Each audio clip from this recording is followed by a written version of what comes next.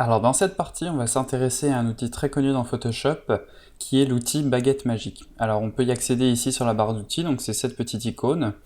On peut aussi y accéder avec le raccourci clavier W et on peut aussi, donc vous voyez, faire un clic droit pour se rendre compte que l'outil baguette magique contient en fait deux outils ici, donc l'outil sélection rapide et l'outil baguette magique.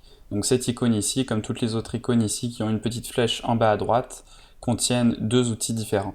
Donc nous on va sélectionner l'outil baguette magique ici, donc W et Shift W pour passer de l'un à l'autre. Donc nous on va garder cet outil ici. On retrouve en haut à gauche les quatre options qu'on avait avec nos autres outils de sélection, donc pour ajouter, soustraire ou faire l'intersection de nos sélections. Donc qu'on peut accéder à ces icônes, on s'en souvient, avec les touches Shift, Alt et Shift et Alt combinés. Donc on ne va pas revenir là-dessus, on a déjà vu leur fonctionnement sur les autres outils. Par contre, on va s'intéresser aux options qu'on a ici, donc qui sont assez nombreuses. Alors la première, c'est la taille de l'échantillon. Pour l'instant, on est sur échantillon ponctuel. Donc ça, qu'est-ce que ça veut dire? Ça veut dire que la baguette magique va échantillonner uniquement le pixel sur lequel on va cliquer. Alors vous voyez que l'icône de la baguette magique est assez grosse, ce n'est pas un point, donc c'est un peu difficile des fois de savoir précisément quel pixel on est en train d'échantillonner. Alors une petite astuce pour simplifier ce processus, c'est d'appuyer sur la touche majuscule, donc pas Shift mais la touche vraiment pour locker les majuscules, donc Caps Lock. Et là vous voyez que notre curseur devient une petite croix. Et donc de cette façon, c'est vraiment plus simple de voir précisément où est-ce qu'on clique, plutôt que d'avoir cette icône ici qui peut être un peu plus vague.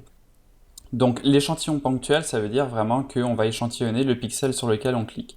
Si on clique sur le texte ici, on voit qu'on a plusieurs autres options, donc une moyenne de 3 par 3, 11 par 11, etc., jusqu'à 101 par 101.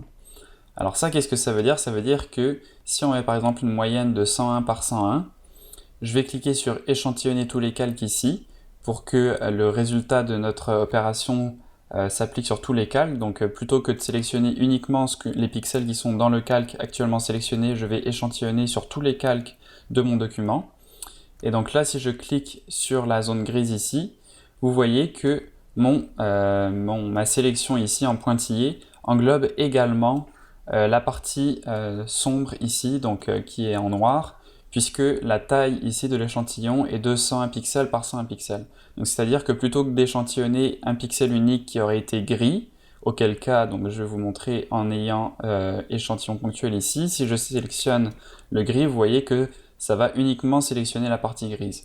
Donc plus on a une moyenne élevée, plus on va aller faire un échantillon sur une partie importante de notre image. Ici à côté on a la tolérance.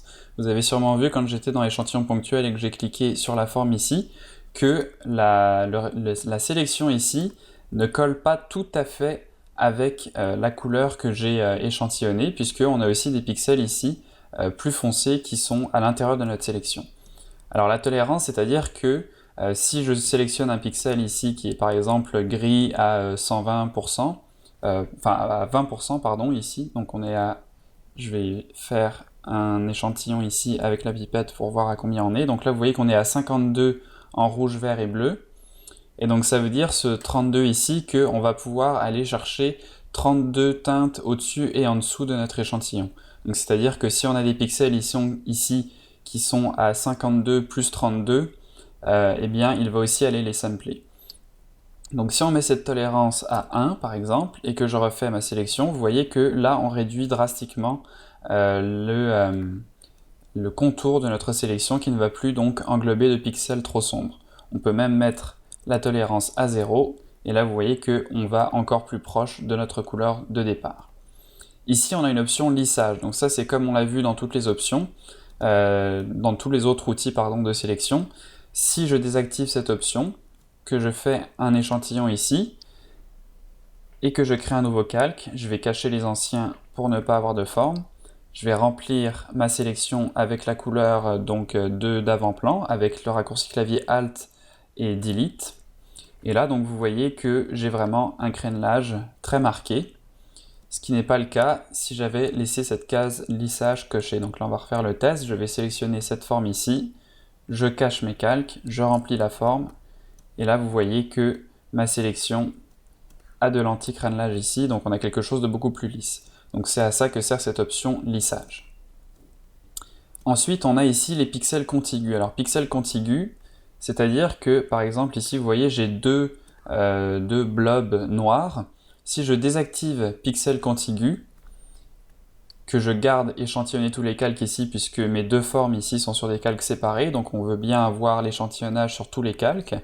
Et si je clique sur ma forme ici en noir, vous voyez que l'autre forme ici est également sélectionnée. Si je clique ici sur pixel contigu et que je refais ma sélection, vous voyez qu'il y a uniquement cette forme noire ici qui est sélectionnée. Donc pixel contigu, c'est-à-dire que si les formes ne se touchent pas, eh bien en cliquant sur cette option, il va sélectionner uniquement les formes isolées.